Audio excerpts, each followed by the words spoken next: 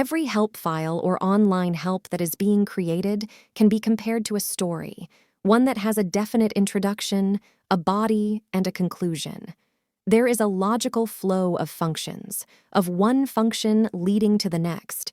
For example, in a payroll application, first employee information and later their salary information has to be entered into the system before one can run payroll and generate salary slips.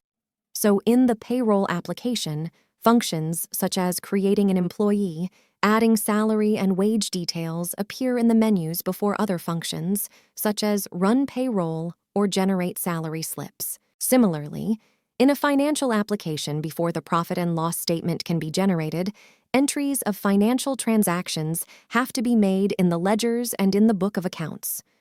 So in the financial application, functions such as ledger entry or maintaining the book of accounts appear before functions such as generate profit and loss statement or generate balance sheet. If you have used programs such as Microsoft PowerPoint, you might have also noticed how functions have been arranged in the menus, starting from a left to right and in a top to bottom fashion. In the image in the slide, notice how the file operation menus are on the far left with the other more advanced functions such as insert and design, located further to the right. Even inside a menu, as in this slide with the image of the file menu expanded, notice how the initial tasks such as opening a file, saving a file, are on top. The subsequent and final operations, such as print, save, and exit, are located further down the menu.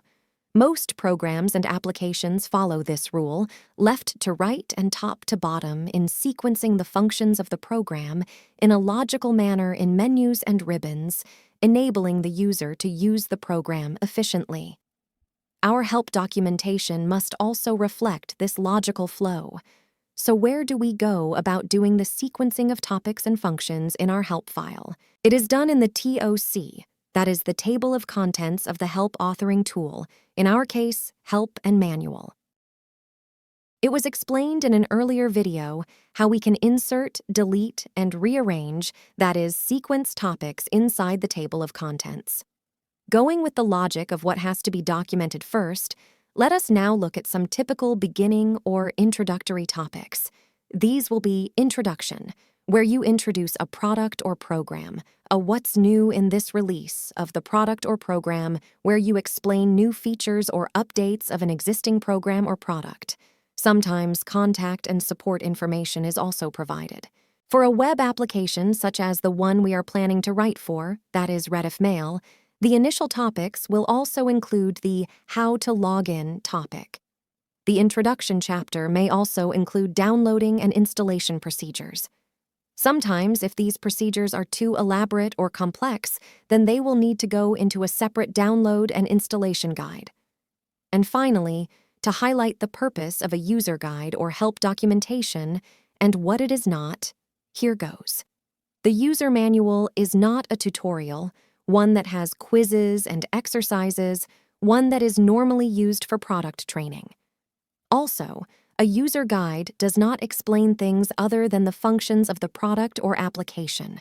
For example, a user guide for a payroll application does not explain payroll or accounting.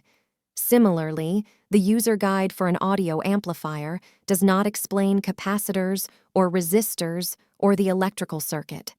Sometimes clients may not be well informed about this. In such cases, it is our duty to educate them politely.